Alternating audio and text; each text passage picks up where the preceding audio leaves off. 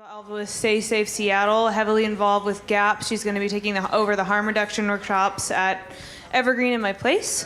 And with that, I'm just going to hand the mic over to her and have her get started. Hey, everyone.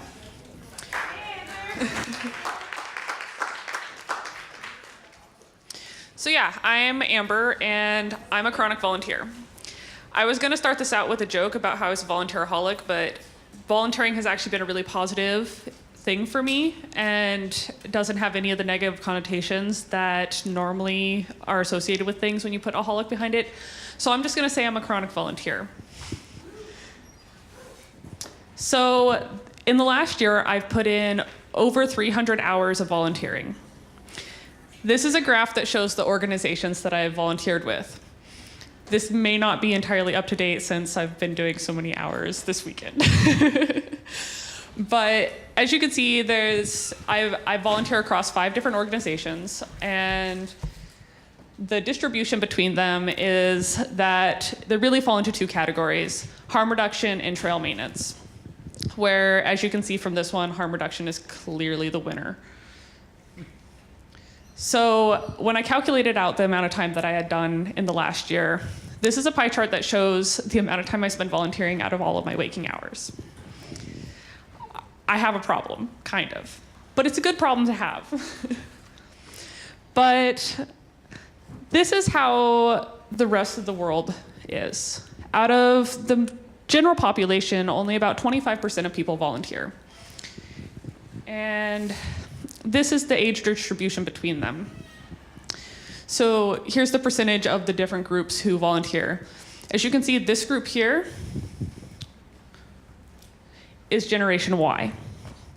We have some of the lowest rates of volunteering out of any age group. But why aren't people volunteering? It really, as someone who volunteers a lot, it's a question that I think about a lot. How do you get people involved? What is it that's holding them back? And there's a lot of excuses that I feel like people have in their mind for why they don't do it. One of the big ones is, I don't have time. Or that they've never volunteered before and they don't know what it's going to be like. Or that they don't really feel like volunteering will make a difference in the community. And especially in harm reduction, what if somebody finds out? What if someone hears that I volunteer in the drug community and they think, wow, you must be a drug user? And the truth is that I haven't actually experienced that in my own life. People tend to think that if you work in harm reduction or if you're doing the outreach with the community, that you're actually not a drug user at all, which is not necessarily accurate, but you know. And I think all of this together leads to a sense of apathy, the sense that they can't really make a difference, and so why bother caring about it? Why bother really putting themselves out there? So what we need to do is we need to instill passion in people. Find something that you're passionate about and really go for it. Try to make a difference in that thing. So this is part of the reason why I'm so passionate about harm reduction. This is the top 100 results on ecstasy data that were sold as ecstasy. They were sold as MDMA. These are the ones that actually contained MDMA alone. That's 44%. It's actually higher than I thought it would be. Even still, out of any 2 pills, you only have, half of one is likely to possibly be MDMA only, and one is likely to not. So that's quite risky, really. And this is a big problem, and it really needs to be addressed. But what can you do?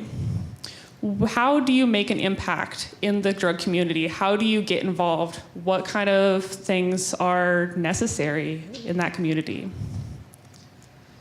As I said, I do harm reduction, and harm reduction is it's a really important part of the drug community, and it has some both very specific things that we do and very broad things that we do. But what it really says is that we acknowledge that people will do drugs. That's just a given. Clearly, we've been in the drug war for so long now that it's not going to stop people from doing drugs. The drug-free world is unreasonable and completely unobtainable. We also acknowledge that drugs have risks. There is always risks to drug taking. But we can reduce that risk.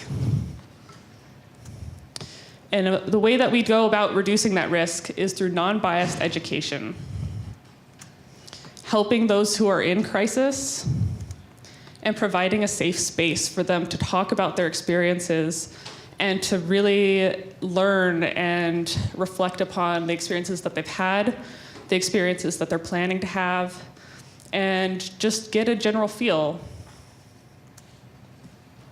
And we also provide drug-specific resources to help people learn about the drugs that they're thinking about doing and make more informed decisions. And this is also in another way we can provide drug-specific resources. There's organizations that provide resources for particular drugs such as heroin or meth or cocaine to help people have less harm from that. Needle exchanges are an example of this. These are some of the organizations that I found that have various volunteer opportunities to get involved. Arrowhead has their trip reports, and they have people who triage the reports to determine which ones are important. The People's Harm Reduction Alliance is a needle exchange organization based in Seattle that has, so in addition to providing clean injection services, and they also provide naloxone, which is an opiate, it reverses an opiate overdose.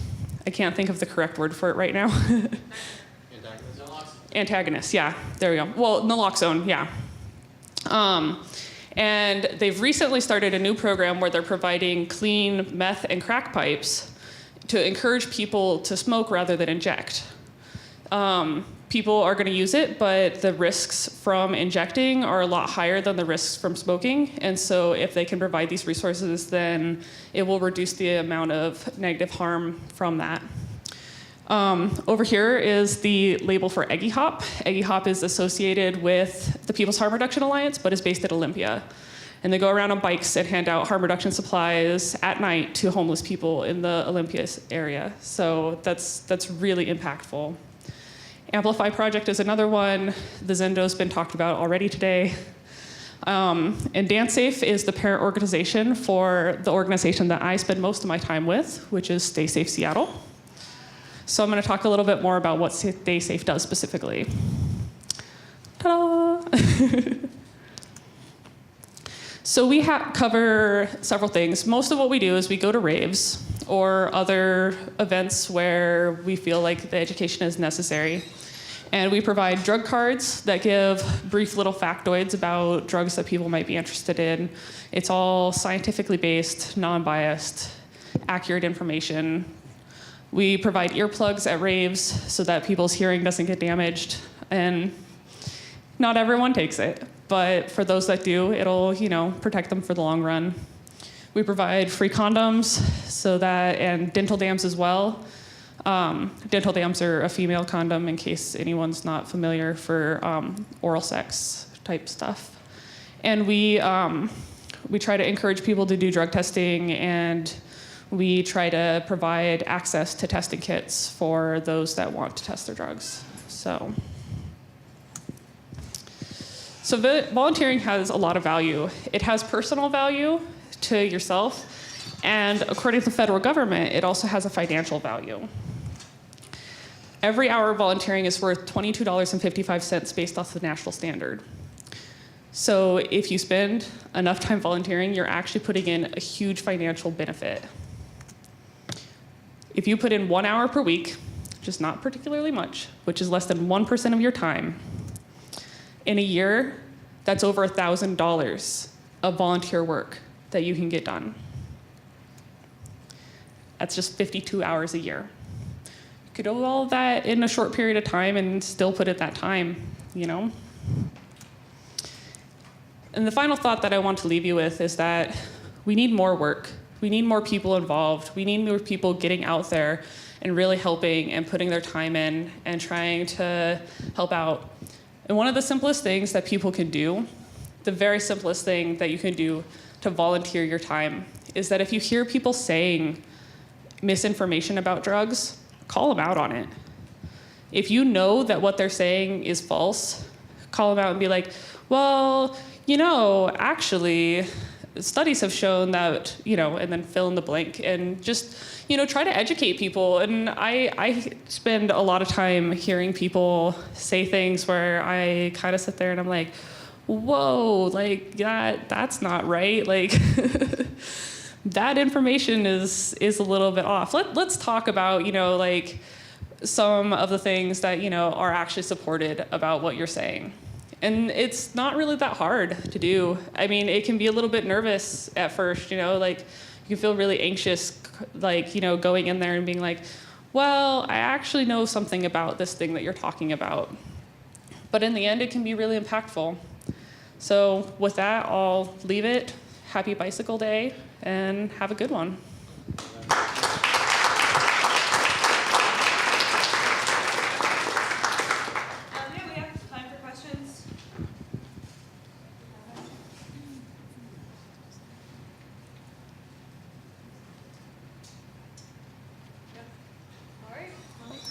Thank you. Is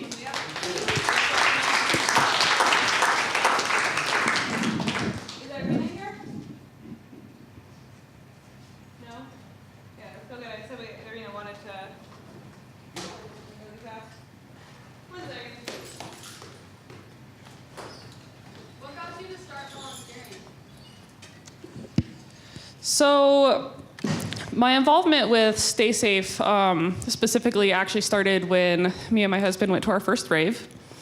And we bought MDMA from a random guy there because we didn't know anybody. And I bought an extra pill because I wanted to test it because we had bought a test kit. And we went home after the fact. It was a great night, by the way, like, not a terrible night. But we went home and we really discussed it. And we were like, I know that there is a Dance Safe chapter in Seattle. And I really see a need for having safer resources and for having more knowledge and more education. And, the fact that me, someone who didn't really know anyone in that scene, could just go up to some random stranger and buy drugs from them and not really, get any sort of safety information at all is kind of problematic. And so my husband went and found out what the name of the Dance Safe chapter was, because I knew that it wasn't called Dance Safe Seattle. I couldn't remember what it was, but I had seen them at Hempfest. And so he went and found them for me, and I sent them an email and was like, hey, so we found you guys. We really want to get involved. And so we went, and I don't know, like I've gone to I think every meeting since then, except for maybe one or two. And we've done a lot of the shows and stuff, and it's just, I think part of the reason why I kept at it was that it really felt like we were making a difference. Like, going to shows and having that opportunity to provide that information and seeing, the kind of, the people come up and they're kind of timid at first, and they're like, oh, like, is it okay to approach the table, and everything? And they'll come up, but they'll be kind of enticed by the pretty pictures of the cards usually. And they'll pick up, usually the marijuana card is the first one they pick up because that's the one they're most comfortable with. They'll pick it up and they'll look at the back of it and they'll be like, oh, whoa, this is non-biased. This isn't telling me that, like, weed is a terrible drug that's going to, kill all my brain cells and, do all these terrible things, right? And then they'll come up and they'll start grabbing the other ones that they're interested in first, usually. And then slowly they'll collect all of them, and they'll have looked at, most of them and stuff. And it's really interesting. And a lot of times we don't get to have a whole lot of verbal interaction with people at shows because it's so loud. But when we do actually have those opportunities, it's really great because people will be like, they'll be reading one of the cards and they'll be like, oh, I didn't know that. Like, what this fact that I just read, like I never heard that before, like what?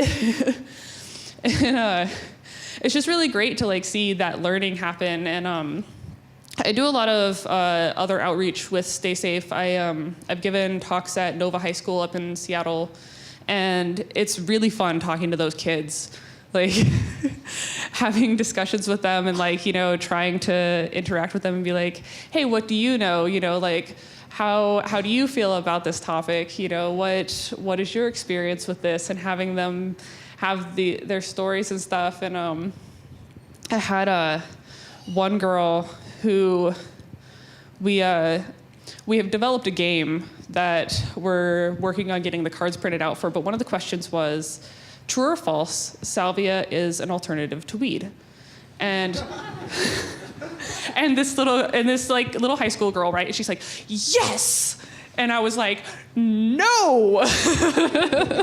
Let's talk about this, let's discuss how that information is not correct. But it was really fun because we really got to see her have that learning moment of being like, she was so confident too, and just like having that learning moment with her was like really great. So, yeah. Where do you see the greatest need for volunteers? So, kind of everywhere is the general term. One of the big things that we have with Stay Safe is that there have been a few times that we've had to cancel going to a show because we don't have enough people available to booth the table. And we'd like, either people don't have cars or people, don't have whatever. And that's really hard because you really want to be able to have the greatest impact, and not having the manpower is incredibly detrimental. So, I mean, I guess, it's the greatest need is in having people who are dedicated enough to actually put the time in more than once or twice a year. And I mean, I'm definitely like big on the harm reduction thing, but I feel like most volunteer organizations kind of need help. So, yeah. How does Dance Safe get involved with event producers, and does Dance Safe only work with above ground shows? So, I'm going to start with the first half of your question. We have a working relationship with several of the producers in Seattle. We have worked some of their shows before, and so they'll actively invite us to come. We have also been trying to break into contact with other producers, which involves a lot of emailing and trying to convince them that having us there is a good idea, and a lot of stonewalling. But one of the big things is that we try to maintain positive relationships with the organizers that we have. And we have one promoter who recently came back from retirement and is really excited to work with us, has been like really involved in what we do and everything. And I think just like keeping that positive relationship and keeping it on like, hey, let's be friends, like we're not, just gonna show up and go to your shows for free and kind of do whatever.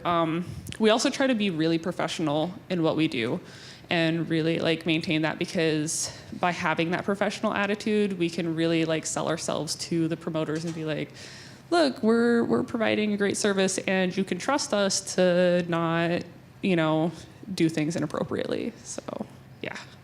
And then, what was the other question that you had? Does Dance Safe have any interaction with underground shows? So most of what we do is above ground stuff. That's largely because of so part of the reason why we're called Stay Safe Seattle is because Dance Safe Seattle got kicked out of Seattle for some problems that they had.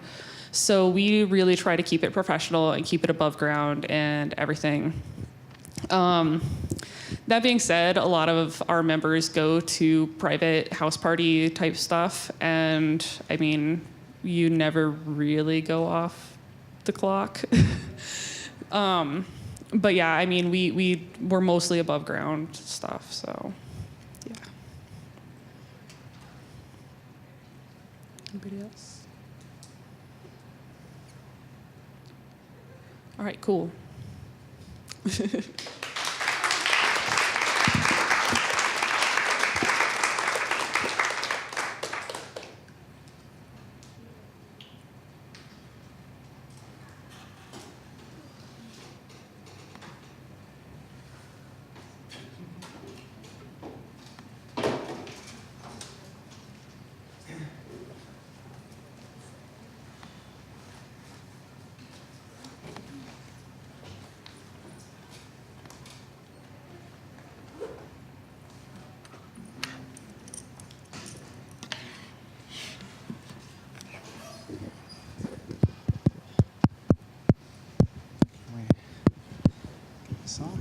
lost our AV.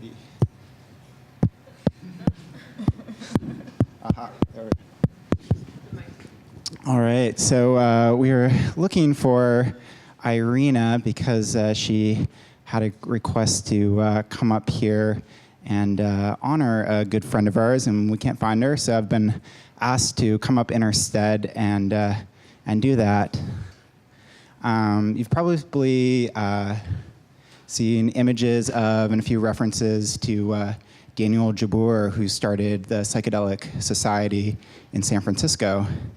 He was a very good friend to a lot of us and an incredible human being who inspired a lot of us. And yeah, I'm not entirely sure what I want to say, but I agreed that giving him a recognition. It's been, let's see, it's we're 4 days beyond the anniversary of his passing last year, and that really struck the community very heavily, and continue to remember him, as I'm sure we will, for a long time forward. And I'd like to, not being the only person who knew him or loved him, I'd like to offer an opportunity for anyone who has some words that they'd like to share in remembering Daniel and all that he's contributed to our community, and invite anyone who knew him and loves him to come up and just say a few words.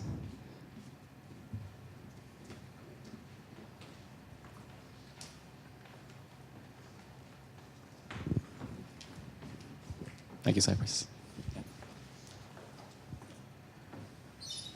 If Daniel were alive, he would almost certainly be here today. An incredible inspiration for me. I was getting to know him at a deeper and deeper level every single time I spoke with him. And rather than lamenting a loss, which he would not want us to waste time with, I'll just say a little bit about what his loss did for me. It's amazing when somebody with such presence and devotion and dedication to bringing psychedelics out in the open and to having honest conversations about consciousness and exploration and fun disappears, because that energy doesn't go away. But rather than being locked in a body, it diffuses among us. And I've felt more connected, more present with my friends and my colleagues in the psychedelic community since his passing. And just wanted to use that as a reminder for us all to be extremely present with each other, because it could be the last conversation that we have together, and I would really like that to echo well into the universe. And so that's what I've been thinking about and holding on to, and I think his passing has actually improved the quality of all of my relationships, and to thank him for that, and to thank him for the inspirations that he brought from his own incredibly deep psychedelic inspirations back to us. So that's about it. Thank you, Daniel, and thank you all for listening and being part of that and honoring the community, those of us who are with us, and also those who are not with us. Thanks. And I just want to express some gratitude for something that Daniel made really clear to me and a lot of people in our community, and that really inspired me when I started working in the psychedelic community a couple years ago. He was a huge proponent of everybody developing the courage and developing the capacity to share their own story of healing through using psychedelics, and as a LGBTQ man, that is especially perhaps a challenging space to stand up and talk about his experiences with psychedelics. But that's something that he always, made a point of doing and made a point of sharing, and also made a point of encouraging everyone around him to share their stories. And making a point of what a big difference that can make, both like within, you know, communities of people that are already interested in psychedelics, but also like with your families and with people that are more conservative. And so he really helped me develop the courage to go to some of my more conservative family members and be clear and compassionate and honest and be like, yeah, I'm using cannabis for pain treatment, and I've used, you know, psychedelics for these things. And at first they were, you know, kind of freaked out and didn't want to talk to me, and then several years later they're coming around, and, you know, so there's a little bit of curiosity, and sometimes they ask me questions about these things. So you know, so I just want to express gratitude to him for making a point of that, because that's one of the most powerful things that each of us can do to be an activist and be an advocate. Yeah.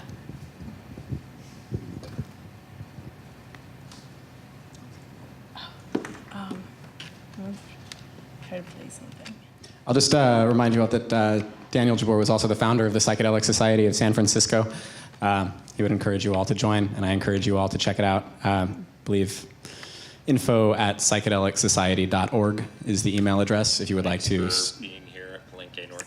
If you would like to start a chapter or just learn more about it, psychedelicsociety.org. Again, that's the organization. I'll echo the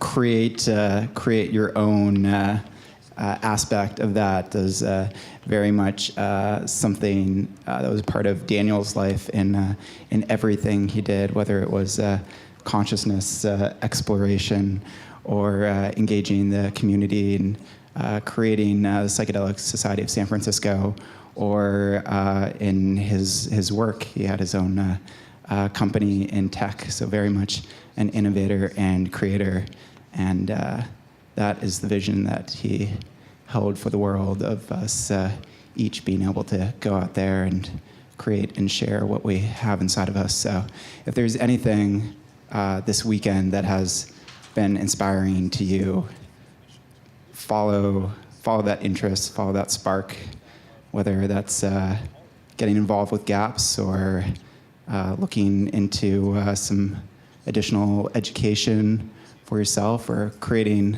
a group and inviting people in, or having conversations with family members. There are lots of great directions to go with this. Thank you so much.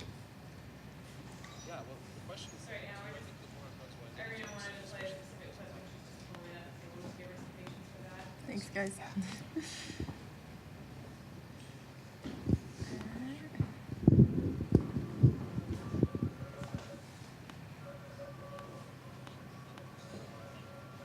Gosh, that's difficult.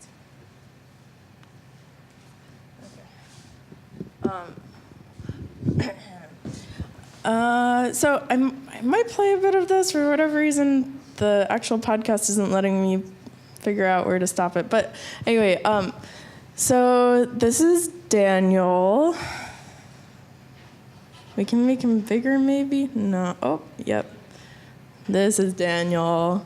Daniel was one of my best friends. He was super inspiring to a lot of us in the community. And he was always so passionate about freedom. Like, that was just his thing from the very beginning. So, yeah, I think I also just want to bring up the importance of carrying naloxone. Raise your hand if you know what naloxone is. Okay. Cool. So naloxone is this amazing, literally life-saving drug. For those of you who don't know, it's something that if someone is overdosing on opioids, then yeah, that's right. Woo, right there. If someone's overdosing, then you can inject them or nasally spray them with naloxone, and it literally reverses the overdose and puts them into withdrawal and saves their life and helps them start breathing again. So really incredible stuff. If someone is not overdosing and you inject them, it will do nothing to them. So find out about naloxone, figure out how you can get it through your state. I'm not sure what the laws are here. It's free if you go to People's Harm Reduction in Seattle. There you go. I think you can also hit up ADCOP, and I think they provide it also. Cool. It does provide it, but also an important point is that it doesn't reverse an overdose. It stops the opiate receptors from taking up the drug. So in about an hour, you might have to re-administer it. Otherwise, the person might go into overdose again. Yeah. So just be aware of that. And that's why when Derek filled that up, it had 3 needles in it in case we use it for comparison. Yeah, it comes with 3 doses and 3 needles so that you can have the first 2 in case it's really strong one at the very beginning and the extra one as a booster an hour later. Yeah, totally. Thank you. Wow, well, ours only come with 2. Lucky. So anyway, I wanted to bring that up because it's really, really important, especially as students, as young people, that we know about this life-saving medication. Because a lot of people who are using psychedelics are also using other substances. And it's just really good to have around and really good to be talking about, because I feel like when psychedelic users are using other substances, it's kind of like off to the side and not really mentioned and kind of looked down upon and stigmatized. So Daniel was someone who did use other drugs, and he ended up dying from a heroin overdose, which was really difficult. And because of his position within the psychedelic community, he wasn't able to really speak about it because it is so stigmatized. So I just want to encourage everyone that if you know of a friend who's using, if you know of someone who's thinking of using, to really, connect them with harm reduction resources in the area, but to also not push them away and not say, don't do that, that's bad, but to open up your arms and say, what's going on? What's the purpose of your using? Do you need support, or is this just something you're doing recreationally? Yeah, so keep that conversation open. And anyway, here are just a couple of snippets of the amazing Daniel.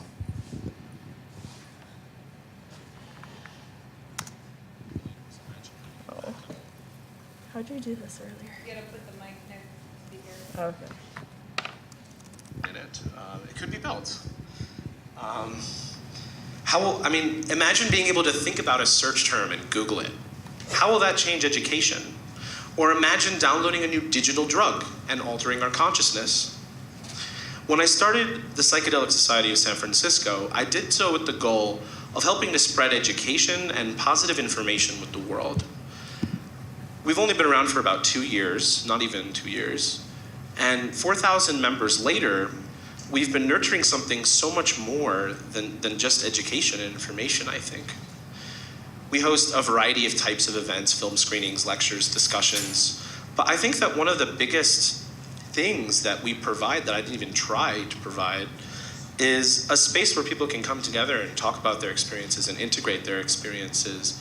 I used to work in an office building in San Francisco. Now I work in a warehouse. I think I like it better. But when I worked in the office building, there was a law office across the hall. And this lady cornered me one day when I was on the way to the bathroom, and she saw me putting up posters for a Psychedelic Society event, and she was like, I just want you to know that psychedelics are a deep, fundamental part of my personal practice, and I take them very seriously. And she just wanted to share that with somebody, and she told me she's not out at work, and she even used that phrase, not out at work. And that she came to one of our events and was just amazed at being able to have conversations, because I think that, especially with the older community, people that maybe got married and had kids, perhaps a lot of them have lost touch with friends that use psychedelics or with access to psychedelics. So I think that the Psychedelic Society I've seen, and here at Burning Man too, I think we see this tremendous cross-generational effect happening. And I think that's really beautiful and pretty rare in most cultures, where there are elders that certainly have wisdom that us youngins don't have. And I think that elders can look to the younger folks as well for information on cutting edge science or new research chemicals or what have you. I think that's really cool. In fact, I have another short little story. Okay, I'll cut him off before his other short little story, but you can listen to the rest of that on Palenque Norte's website, which Chris Pezzo was talking about earlier. But yeah, I think that kind of puts this whole event into perspective too, because this is the young generation and we are a multi-generational movement. So let's keep keeping on. Thank you, Daniel.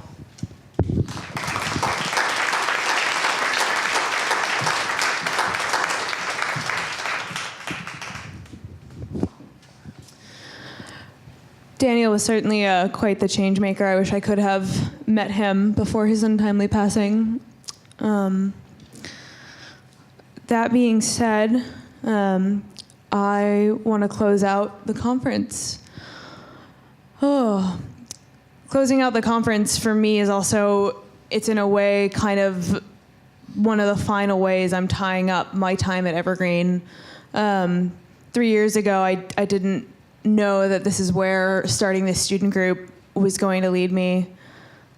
And I'm really honored to have gotten to stay in that position. And if I can pass one thing on that I've gotten from my time running gaps, is realizing how much of a difference each person can make. So like what Amber was saying, like if you have a passion, even if it's not psychedelics, I encourage you to step up and to get involved and to create change, because you're so much more powerful than you even realize. With that, I'd like to hand the baton over to Kira. Kira is going to be taking over GAPS next year, and I'd like her to officially close out the conference and to mark a new chapter for GAPS.